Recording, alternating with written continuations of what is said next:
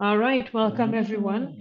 My name is Kathy. I'm coordinating the Take Care of Your Trail campaign for 2024, and I have the pleasure to be this evening with Mirjam and Darren and Fredric, and they will introduce themselves to you. Mirjam, if you want to start, maybe. Yes, thank you for the invitation, Casey. My name is Mirjam. I'm 42 years old, and my professional background is in forestry science, and I also have an education as a journalist. And since fall 2020, I'm the manager of the Mountainbike Club in Freiburg in Germany. Before I start later with my presentation, I will give you a short introduction to the club as well. Thanks. Darren, you want to say about yourself? Yeah, Darren Simpson, my name. I'm here also in the same club with Mirjam. I have the role as a trail manager since this season. My occupation is in quality management, and I seem to have that as a theme also in trail building. So I organize trail days, but I also have the experience in the whole pre-planning of completely new trails, working with Forestry Commission, with communities on getting new projects started with youth clubs and different other associations. So that's my background. We're here to share the vibe, to share my experience, but also to hear and listen to others. Passion for mountain bike, for trail building, and also to get others on this vibe and to show them how great it can be to spend lots of time outside in nature and creating great things. Thank you, Darren. Fredric, are you with us? I am. So thanks for having me. So I'm Fredric. I'm from Sweden. I'm working at the Swedish National Advocacy Organization nowadays, and I have been within the business of mountain biking and trail development for almost 10 years now, starting as a volunteer and a local project that I started that grew to a regional project that ended up in a professional trail development and trail planning. And since 2 years, I'm hired by the national organization to teach and learn out the skills of sustainable trail building. I'm thrilled to be here. Thank you very much. Well, we'll start this webinar that is about running a dig day with Mirjam and volunteer management. So the floor is yours. Yeah, shortly about our club. As said before, the club has about 3,000 members, which makes it one of the largest of its kind in Germany. And currently we have about 10 trails, which sounds like a lot, but regarding the large number of members and also a lot of unknown other users, and only 35 trail kilometers, we think there's the room for improvement. We currently employ several trail maintainers on a mini job basis who mainly take care of raking and smaller repairs, and larger projects and building of features are implemented with a trail crew of volunteers and as part of dig days. Now the slide is jumping. Yeah, this is the right one.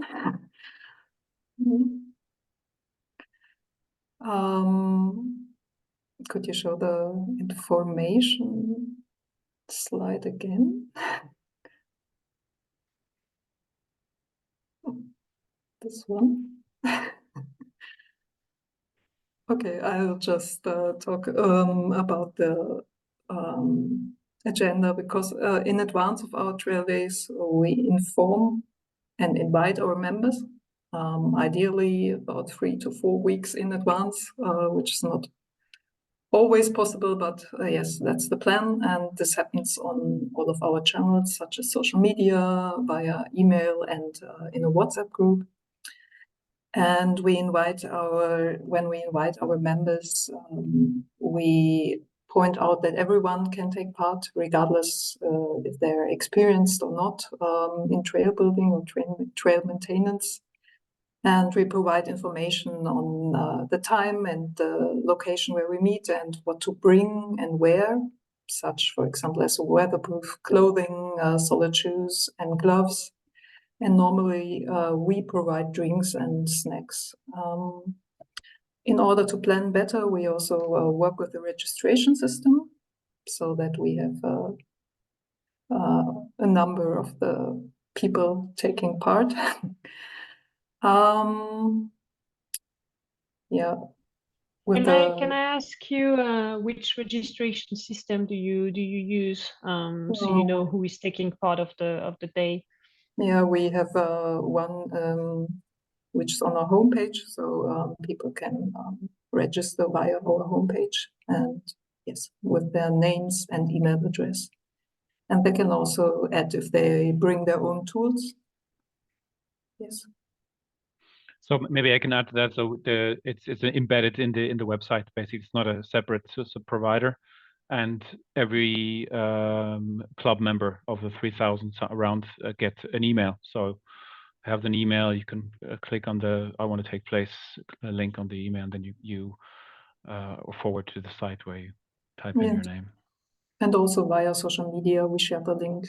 So also exactly. not or people who are not members yet can take part and become members if they want.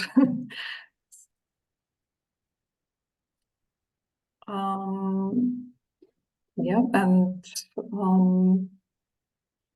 for the preparation in advance, ideally a few weeks before we ask the members of our, I call them core crew, of our trail building experts who will supervise the day and who can also take part to lead the smaller teams of the dig day. So we try to have one supervisor, at least one supervisor, and several, we call them experts or group leaders who lead the groups during the dig day.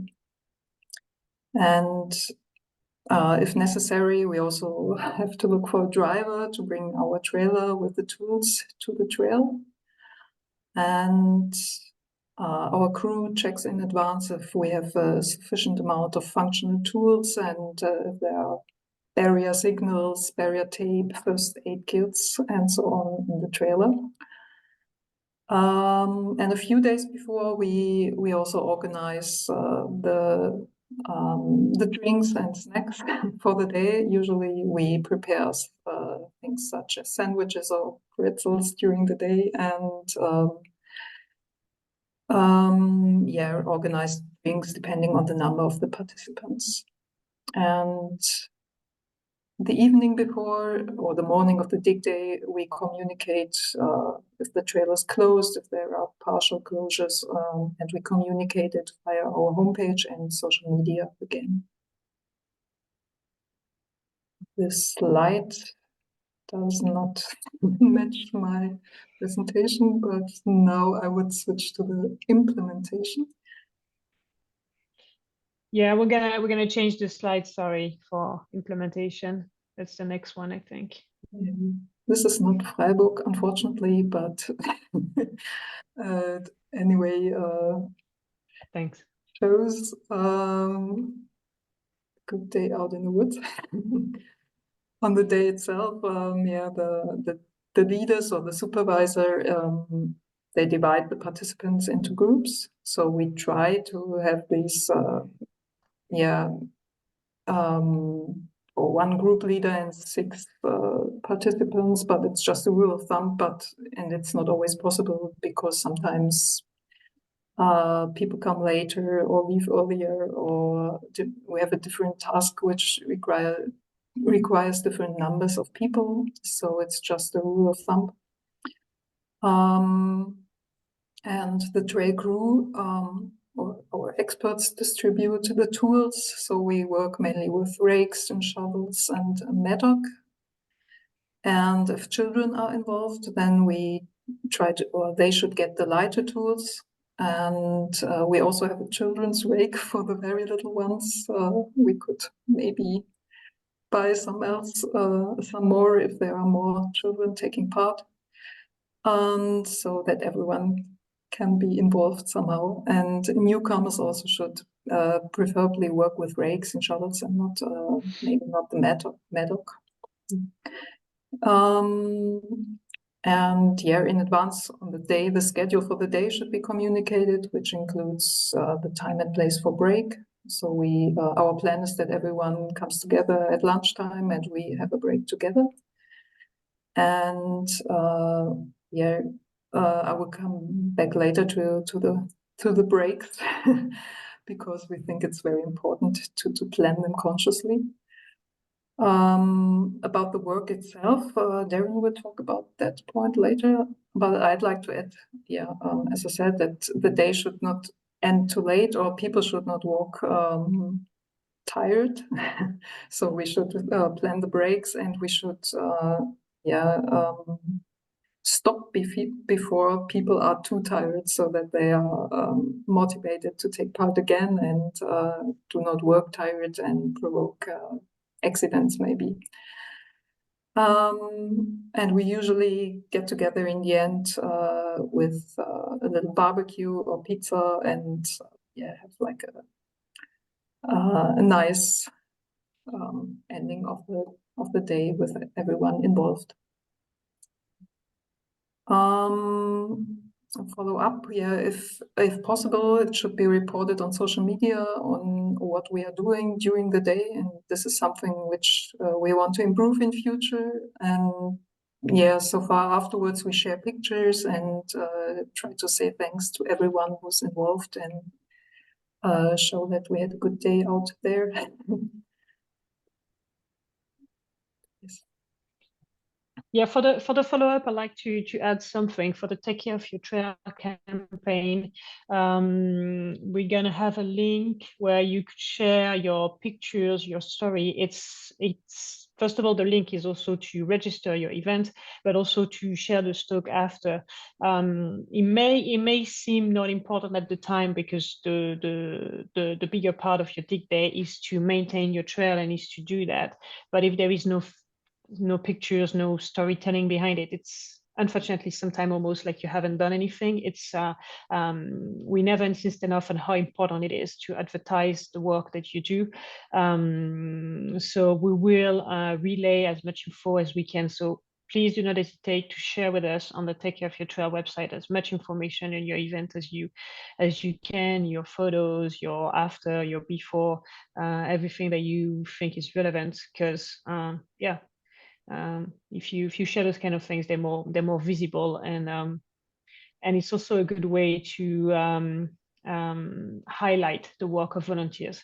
They usually tend to love having pictures at the end of the day to take home to show the hard work.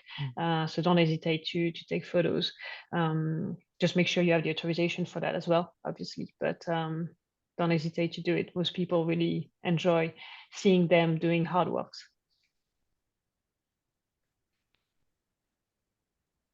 I have a question in the chat. We might not keep it for the end because this is a question regarding social media. John is asking which social media you are using, because he's using Facebook, but he feels like it is now a bit more for older people type of social media. So he's asking you which media you prefer, or which the ones that are maybe the best impact.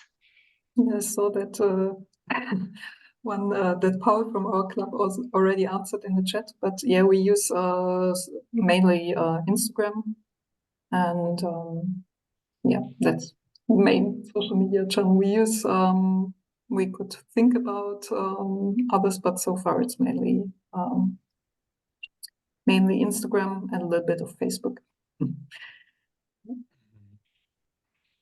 And due to the fact that a lot of people also watch our Instagram to see what's going on which trail is open, which trail might be closed because of several reasons. There's kind of a lot of following anyway, so it's kind of a side effect that we use it also to invite for the day, or also give thanks and share the results with the community. And there's a lot more than just the club members, of course, on Instagram, and that is kind of a nice channel also to widen for others that are maybe a little further away from our core club members. Yeah, and I saw Jari mentioned that we also use like a traffic light on Instagram. So every weekend we post like a traffic light showing each of our trail, if it's closed, if it's partially closed, or if it's open. And if we have dig days, we can also communicate there that parts of the trails are closed. Zoe is asking, how do you fund this? If there is any fund, I guess, behind the charity, and maybe what are your main fund coming from, or if it's just volunteer work, maybe. As said before, we have some trail maintainers based on mini jobs, and all the people taking part on the dig days are volunteers. But we finance our work in general via the members fee and via foundation. But no, we get some money from the town of Freiburg for maintenance of our trails, and so far, and there's some people donate money, because we have like a little link on our trails, so everyone who rides the trails and has a look on our information, how information plates on the trail. So there is a link where you can directly donate to our club for trail maintenance, and some people do so, and we're very happy about this. But mainly it's financed by member fees and yeah. And of course, yearly events. Yeah, sometimes we can also make some profit out of that. And events, of course, events. Yes. So.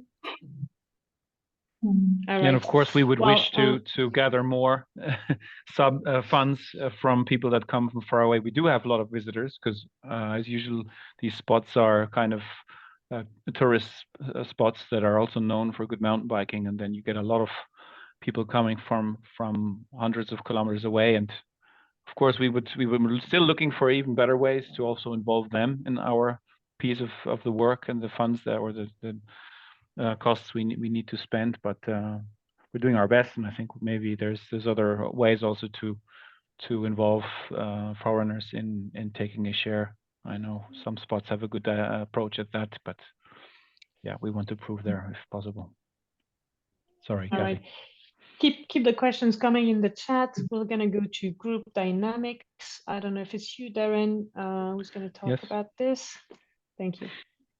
Yeah, group dynamics. So here we go. This is where the magic happens. One of the things that are not as plannable, of course, the group dynamics. A lot of the group dynamics come from maybe the daily situation where people are at, where they come from, if they're well, if they've had a great day beforehand, with what kind of friends did they come along? Are they as mountain bike friends, or are there people just coming on their own? Maybe families. We've had that too. So you have a huge mix of different people, first timers or experts. You'll have maybe silent ones that just are happy to get a shovel in their hand and be told what to do. You might have, I call them sleepers. You have people that have a lot of potential, but yeah, you have to go and find that potential and involve them. So a lot of it is about the whole coming in and finding out and getting to know people and taking the time to interact. And so we as Mirjam already said, we prepare the day in a way that we can already say, okay, we have several chores or bits that we want to work on that day. and we divide, or we try and invite the team, the participants to join specific experts or team leaders, and the individual team leaders will have a certain chore to go for, and then they will pick up the participants as best possible. So we've had the topic of interaction. So it's not only about getting the work done that day, it's also about interaction. I would like to call it even teaching or training. So a lot of the times we've seen that the experts or the day coordinators will have a fixed vision of what the plan was for the day, and sometimes that plan is met. If it's well planned, sometimes things get out of hand because they seem to be way more work than anticipated. So also here it would be important to take the team along, involve the people, give them maybe a certain individual chores, and to really watch the dynamics of the team, the larger team, but also the smaller mini groups, and to anticipate, where are we going? How are the people doing? Are there any discussions on how to actually go through or execute certain details? So, and to prevent as much as possible to that the discussions are going on what to do or how to actually do it. As Mirjam already said, we do try to prepare that. Not always as successful, but we do try to prepare where we want what kind of feature. And we've learned a lot about water management last season, and we're still learning this season. We've had a big change in our way we do water management in Freiburg, and it's helped us a lot. Not only for riding, but also in the team dynamics and in the interaction with the club members. So, especially regarding discussions, I think this is a vital topic of group dynamics. There'll be different approaches of how to go about with features. We do try to relate or to reference to the team, the small team leader, the individual team leader, on what was planned. Then we have, of course, we call them certain standards of water management, standards of kickers, jumps, landings, standards that we also have to go by, looking at the trail character with different trail characters. So we do try to listen and be patient. And a lot of the times, the feedback is good. It's good, well-meant input, but might differ from what was planned. And that's where really dialogue is necessary. But we try not to go into too much dialogue, not to create too much of a discussion. We do then, the worst case scenario, let me call it that way, we do try to reference to a certain expertise within certain members of that day, and do, if the discussion cannot be solved right away, we do try to say, look, this might be a feature that is needs another thought, and let's postpone the specific detail if it doesn't get cleared at all to another day, an appointment, and we try to follow up on that then. So that's how we go about when there's maybe different approaches or experiences. And we have developed certain standards over the years regarding features, and we do think that helps a lot in such a dig day to not get too fuzzy on how to execute with certain details. So there shouldn't be a lack of let's say plans on the details, plans on who decides what. It shouldn't be, you go down there and you just do what you think, and then we'll meet you in 2 hours. So that sometimes becomes an issue, and that's why we do try to stay in interaction. And I come back to turn the circle back to the beginning.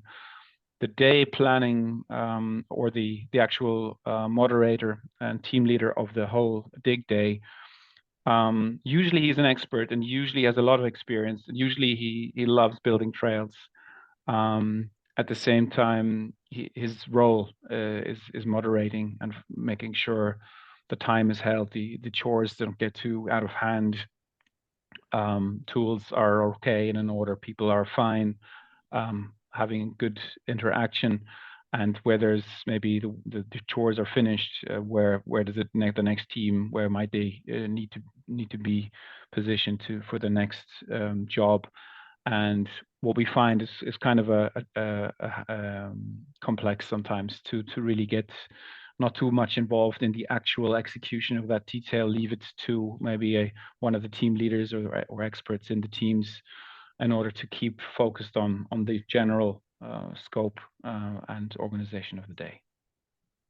So if you allow me to resume, Darren, basically for 6 people, it's always good to have a team leader. That team leader needs to be experienced to know ahead of time when the work needs to be done in detail. But he won't be the executioner because he needs to make sure that everyone will be involved. And well, the expectation shouldn't be too high. If you can accomplish the plan, great. If you cannot accomplish the plan, but everyone is having fun, well, I guess great too. This is kind of what you're trying to tell us here, I guess. Absolutely, yeah. Another topic that I would like to share our experience is you can plan a lot. You can have a great agenda on, as you said, Kathy. You can have great plans regarding what was planned for the day. But if you forget to interact, if you especially as a team leader or as a coordinator of the day, forget to interact, to take that time actually to have interaction, and also take time to train. Yeah, there's, as I said earlier on, there's different kinds of people.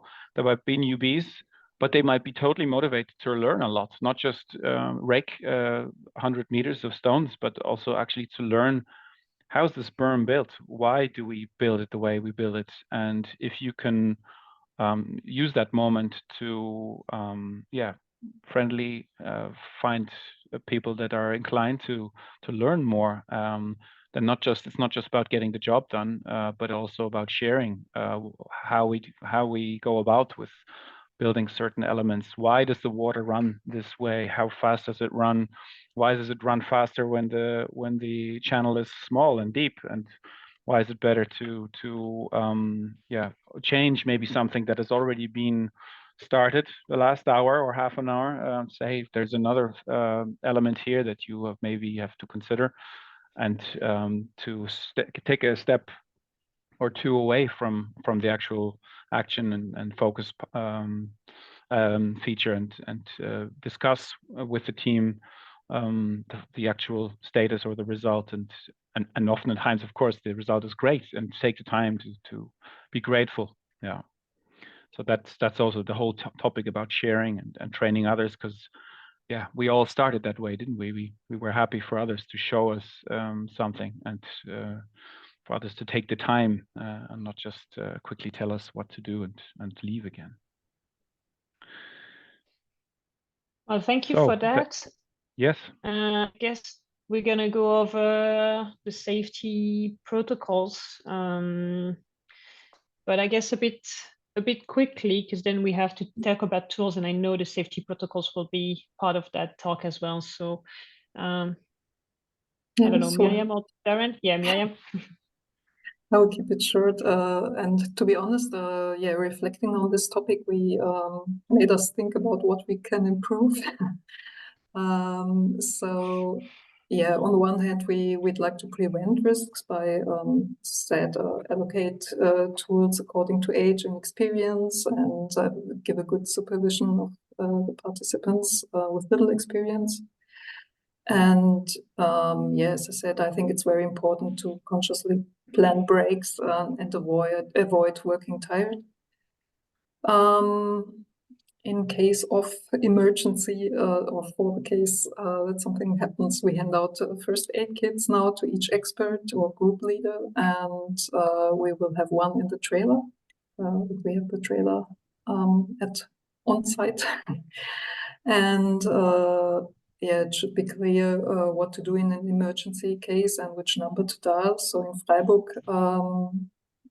the integrated control center, if you call the 112, it notifies the mountain rescue service, and it knows the rescue access to our trails very well. So in Freiburg, the mountain rescue service is in charge if something happens on our trails, and of course it should be clear that every group leader has the number of the other group leaders and the supervisor of the day. And we haven't done this so far, but we plan to offer first aid trainings for the group leaders in future, so that they have better qualification, and we have an emergency helper on site. Yes. You have talked about the fact that you have the registering online that gives good visibility for organizing the day, how many tools you need and how many meal you need, but that also gives you information about your attendee. It's kind of important to collect those information, a phone number, a name, a first name, maybe an emergency contact just in case anything happens. This is not like nothing will happen 99% of the time, of course, but this is not because nothing will happen that you shouldn't be prepared. It's an insurance issue as well, on top of being a safety issue. So yeah, having a first aid kit with you and having the list of participants clearly established before hitting the trails are two things to usually have with you. Sorry, Mirjam, you can go ahead. No, yeah, it's mainly what I want to talk about. So we skipped the part about using tools because Fredric will talk about it. And yes, so very briefly.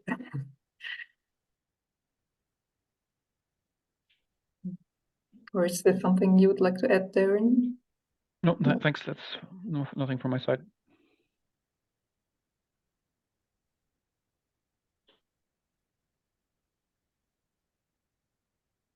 So I'm on, I guess.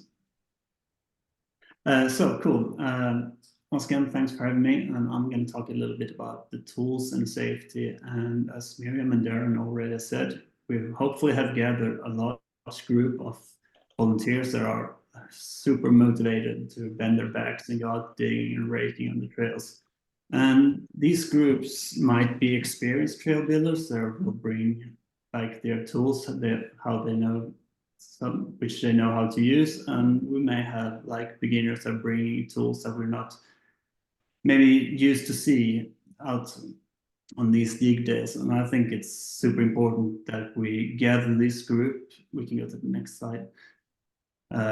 Before we go out with the dig days, and as Darren told, the communication is super important. I think tools can be a good thing to start this conversation about what we're about to do today. So gather the whole group before we're going out on the trail. We can demonstrate the tools we're going to use for the day.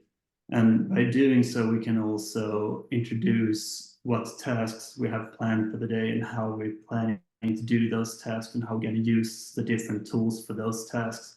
And that is also a sort of way to demonstrate how we can use the tools in a safe manner for the group. And as we said before, Darren, that it's about communication, not just demonstration. So have an open atmosphere so people feel comfortable, can ask questions, and make sure that they are part of the discussion so they know what tasks they're going to do and that they're going to use the proper tools that are supposed to use for that specific tasks. And if it's a really big group, as Darren said, maybe subgroups, maybe the team leaders bring their own crew with them and the tools they're going to use, and to demonstrate that in a smaller group, that gives the group a better chance to have a good communication with the team leader, not just about the tools, but also about the tasks that are about to be done during the day. I think it's wise to bring all the tools to this discussion to showcase them, and I'm going to explain a little bit later also how we then not just going to demonstrate how they work, but also a little bit about if they're proper to bring out. So once we have the group gather, I think it's super important to talk about the circle of death. Many of the tools we use with trail building is sort of medieval warrior tools that angry farmers used during riots against the kings, and we should be aware of that. And it may sound a little bit too serious to talk about the circle of death, but when someone is swinging a pickaxe and if you come too close, it is lethal, and we have to make sure that the trail crew feels safe and everybody comes back from the trail this dig day with a good experience. And we don't want any injuries when we are out there, because we want the trail crew to be happy and safe. But also it's super inefficient to be spending time by the first aid or bringing out injured people. So it's also a bit of efficiency we have to think about when we are out there digging. So introducing the circle of death is a way to introduce to everybody that are participating that within the range of the tools, you should be alone. If you're, for example, having a pickaxe, you can demonstrate how wide out the pickaxe goes when you're swinging it. And that is sort of the circle of death where you shouldn't go into. Another important thing is have a sort of procedure where we storage the tools while we are digging. And I would highly recommend to place all the tools on the high side of the trail, or the upper side, and always put the tools down with the sharp end down towards the ground. So if someone is tripping or falling, they're not putting their hand onto a sharp tool, getting them injured. And this also makes us know where we should look after the tools. And as you see on the lower part, it's super easy to lose your tools when you're putting on the lower side. That's where all the debris and the dirt goes when we start digging and raking.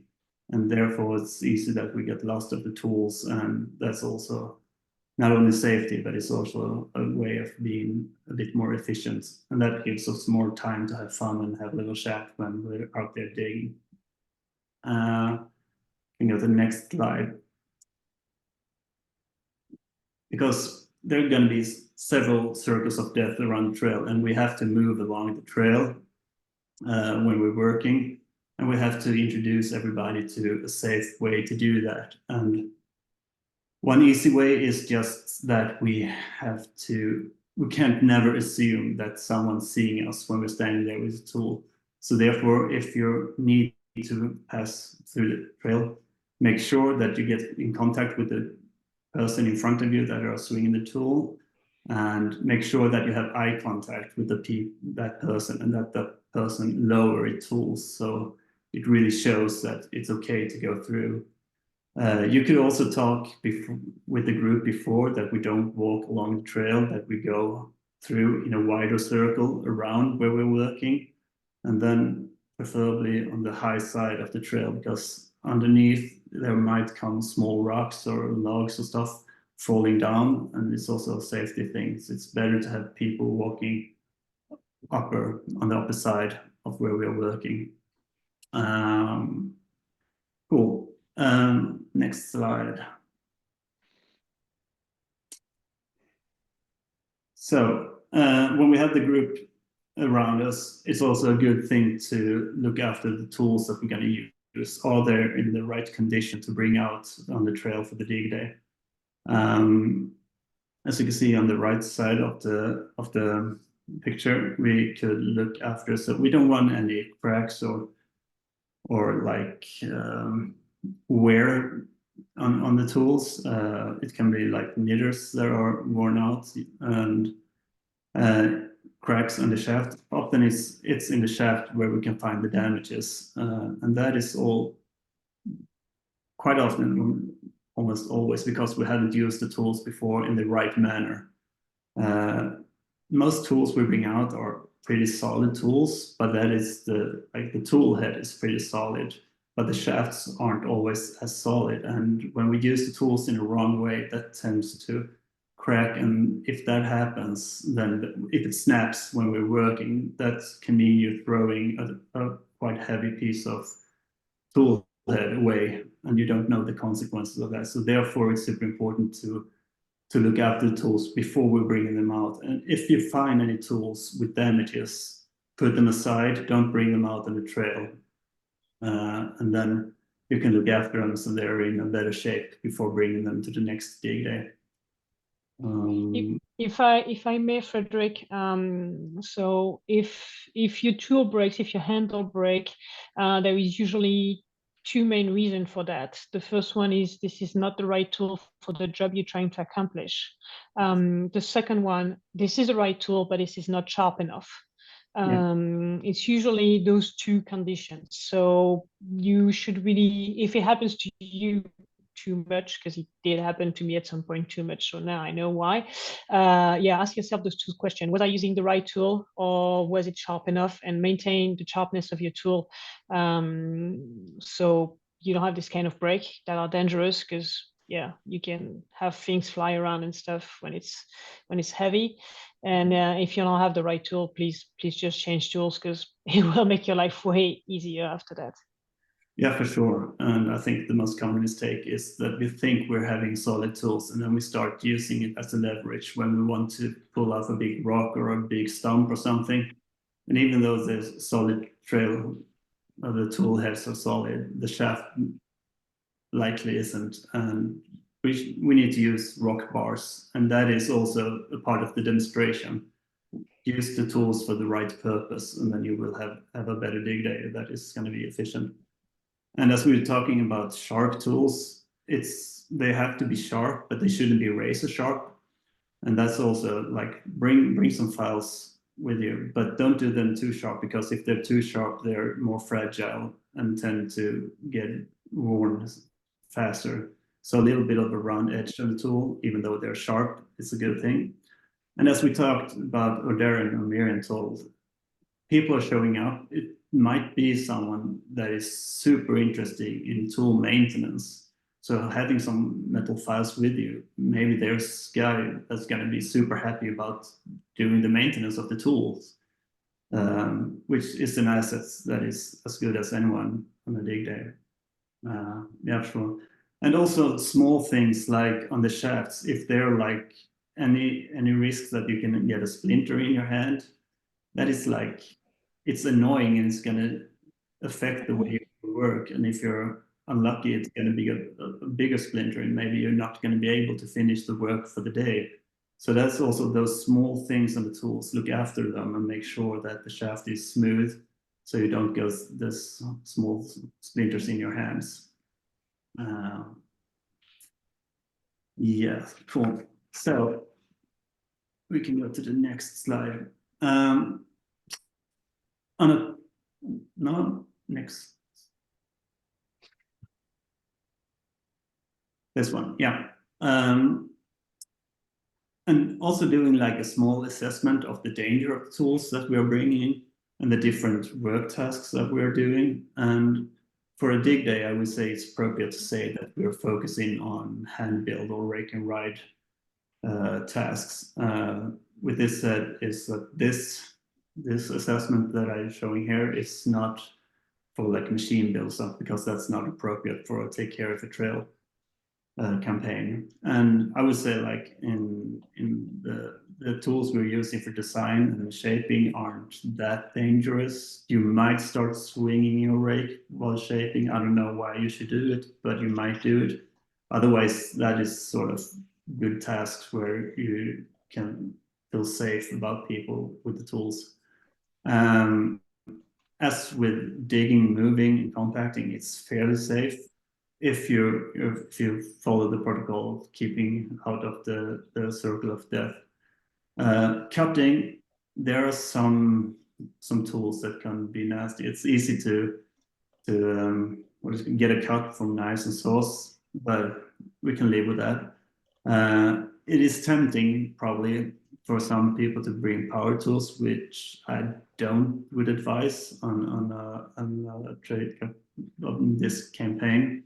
Power tools are meant for professionals or people that are highly experienced and have the right licenses. And it's not just about managing the tool, it's also about knowing the people around you. The tension from logs when you're cutting them can harm people far away from you. So really wouldn't recommend to bring power tools. But that's why I'm doing the assessment that cutting can be a little bit more dangerous than other tasks that we're doing. So now we're going to look into some of the tools that we can use for these different tasks that you can bring out. And design is probably not something we're going to do on the dig day. That is better done before in the preparation, so we know what we're going to do, and that's fairly prepared. But some of the things we bring with us when we're doing the planning is actually quite good to have with us on the dig day as well. As you said before, I think, Kathy, it's like having a good backpack with a first aid kit and clothes for all weather conditions, a pair of good boots, maybe a high-vis vest is a good thing for everyone to have with you, and small things like sun protection if it's a sunny day, or mosquito spray will make the day feel way more fun and at the end of the day. And for the team leaders, it might be a good idea to bring the Kleino and some measure tape, rope tapes, or pin flags. If some of those are missing after the planning, you can make good instructions for a team as well. So as you see, none of these tools are particularly dangerous or so, but we probably won't work with the design anyway. So if we look into the cutting tools that we're going to use, as I said before, power tools is sort of a no-go, I think, on these days. So I won't talk about safety protocols for those. But still, we're going to maybe use pole saws, we're going to use hand loppers, secateurs, maybe even machetes, which are like tools where you can cut yourself. So also with these, make sure that there are no fingers in your way, that you work in a space where you're alone, so you don't injure yourself or anyone else. But I think with loppers and secateurs, you can really invite also kids or inexperienced people to do big effort on the trail. Cool. Maybe should avoid to give a machete to the kids. That's maybe for the experienced ones. So let's go on to digging. So as I said before, most tools that we use can be found at the hardware store nearby. I mean, proper shovels and rakes are pretty much the base we need. And we might need some pickaxes or Pulaskis or something when we don't need to cut up the dirt. But the tools doesn't have to be too advanced, to be honest. It's obviously cool with big pickaxes and McClouds and stuff, but all tools are good. And I would say these lighter tools like shovels and rakes are actually quite efficient. They're not so heavy. You can work with them for a longer time. And it's also a good thing to swap the tools around. You don't have to work with the same tool all the time, the same procedure. So that sort of rotation with the tools will make you last longer on the dig day as well. But digging is one of these tasks where you start swinging the tools maybe to get the ground loose. So while digging, be aware of the circle of death for sure when using these type of tools. And as I said before, also digging using rock bars when we want to move rocks and stuff is also a tool where we have to take a little bit of consideration, which you will see in the next slide. If we go into the next. So you see in the lower part, now you're working alone with this rock bar. The rock bar can be really nasty, to be honest. If you put too much weight on it and you lose the grip of it and it's sort of throws back at you, it can come with full power. So always make sure when you're working with the rock bar that you keep it away from the body and not having too much pressure on it, because if you lose grip or if someone's putting a stone over it, it will come with some nasty force against you, which can do some severe damage on you. So be aware of that. Otherwise, moving buckets is sort of the best thing. Buckets are pretty safe to move everything with. They're not going to be too heavy, and if you drop, it's not going to be any severe damage. So bring a lot of buckets. They're super good if you need to collect small rocks, or if you need to run for water and for the compacting. They're super useful. And I also like the rock sling that is shown there. It can spread the load on more people out there, making it more safe to work with. I would avoid wheelbarrows, especially when it comes to larger rocks. They're fairly unstable and easy to fall over. And if the wheelbarrow falls over with a large rock, it's sort of highly risk that it starts rolling down and hitting someone. But for moving dirt, it's a pretty solid good tool. And we can maybe also need to use like hand winches or power straps, which can be if we want to move larger rocks or logs and stuff. Be aware of the tension on these tools and keep a safety distance for everybody if something snaps. And also be aware of the slings, that they have the proper, what do you say? That they're meant for the weight or the tension that you're going to use them for. Make sure that they're not worn out, because that can lead to that they're going to snap. And also be aware that there are different slings for lifting and dragging. Could be good to know. So next task and tools are shaping. And that is pretty much the easier tools that we were talking about before. It's mostly rakes.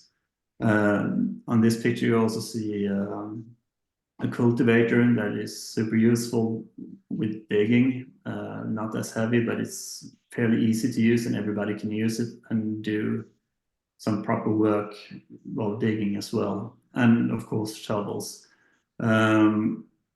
Shaping with rakes, we don't swing particularly much. It's pretty much raking, but when we start slapping in the dirt with the shovels, we start swinging again, which makes we need to be aware of this circle of death again.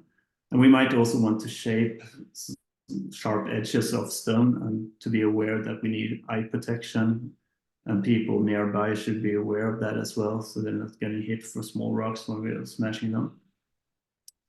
And then the last part, when it comes to compacting, it's those, actually I said wrong. It's doing compacting, we're gonna swing the shovels. And here I would say that McLeod's comes super useful as well, by the compacting, and then sort of safe, you're not swinging it, you're just like smashing the ground with it. A wheelbarrow can be super useful here as well. Rolling it back and forwards over the trail will help to compact it, or just running over it with your boots many times, which is super efficient to involve people with.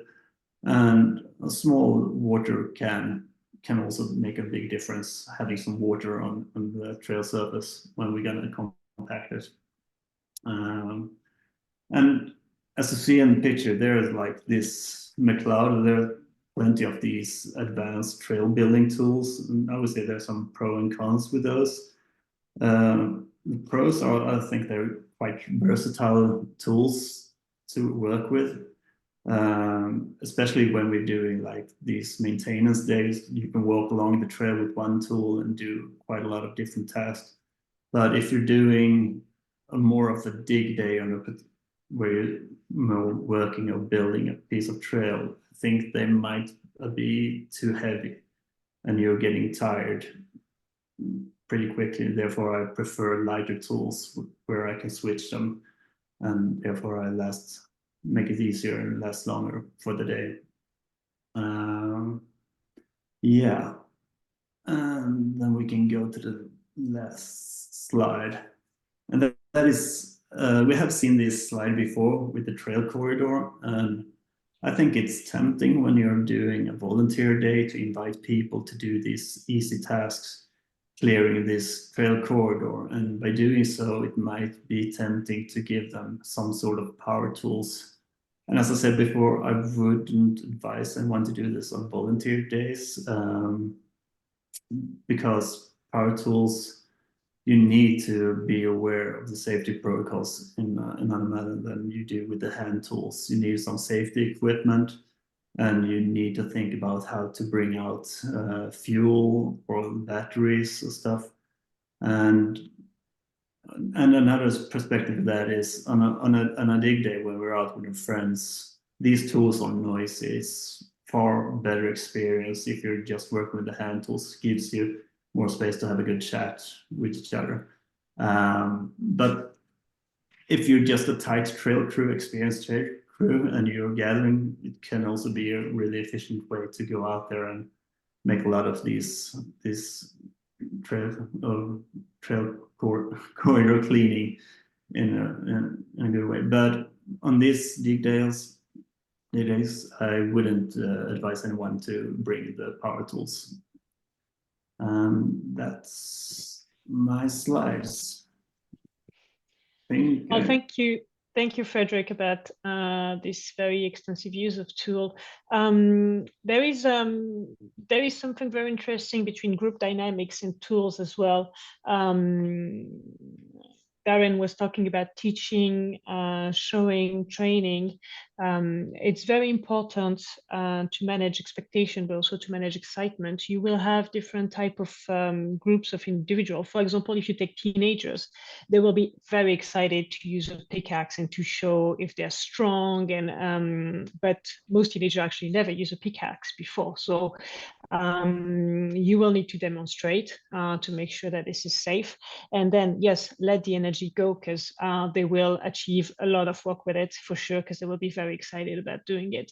But same, don't make the mistake either to only give breaks to, for example, women. A woman who come to a dig day doesn't automatically want to be the rake woman for all day. She might want to also use the pickaxe, but she also maybe never used it, and will be very excited to be shown how to.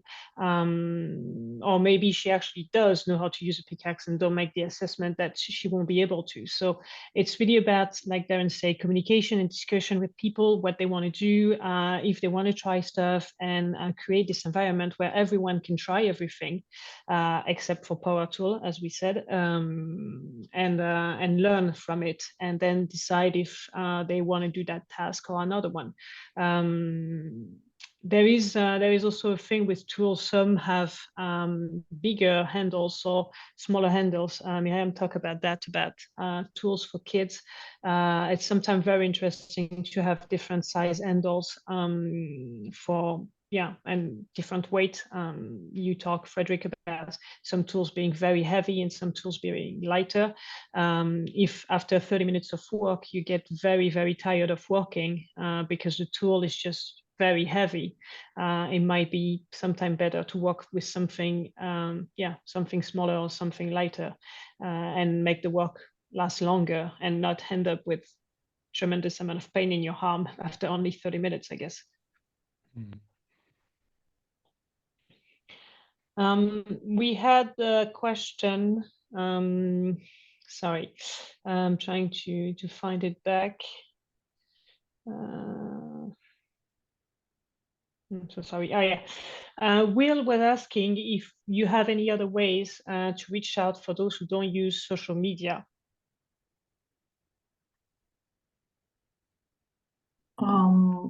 We also inform our members via email. So as Darren said, about 3,000 members get this email and are informed about the dig days. And we have a WhatsApp group. So these are the main ways. I will also tell you, Will, if you usually have a local community. I'm talking bike shop, maybe a trailhead where you could put poster on, maybe also bike clubs and people like that. So if you don't like the numeric tools, or if you're not sure that everybody will be on numeric tools, you can also make posters and have it on front of shops and maybe bars or places that you know that mountain bikers go, at the beginning of the parking, where the trail started. We are in a world where everything is on internet right now, but obviously some people also like paper, so you can reach a very vast word out there by also putting the word in different type of formats. And also the word of mouth is actually a good way of doing things. Is there any other question?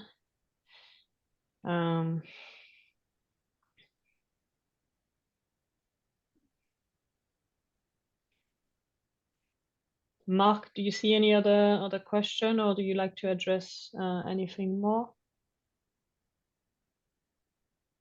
It was an interesting question about another kind of potential danger, like wildlife. If you're in really remote areas in Europe where there are still living bears, for instance, we have one person here, I'm not sure which country it is.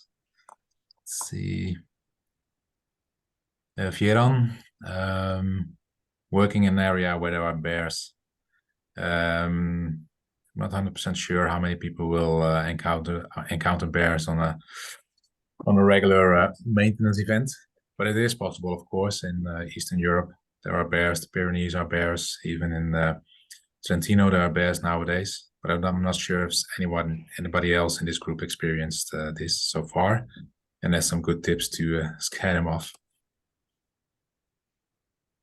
Yeah, there is. I know in Canada they use bear spray. They have bear spray can and stuff like that, but I don't know at all if it does exist in France and in Europe, and if it's at all legal as well to use them. But yeah, Jean is telling us that he's using a chainsaw to scare them away.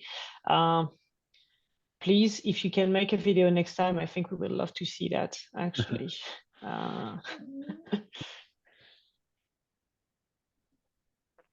But yeah, be safe out there. Have yeah, like we were talking about having a list of people to have with you and a first aid kit, but also having a map of the area and knowing the extraction points, where is the closest road, how the rescue team can access you, by which way you can, as if it's very remote, knowing the number of the maybe the rescue by helicopter team that is around your area. But yeah, know exactly where you are at any time is one of the most important part if you ever need to be rescued, I guess.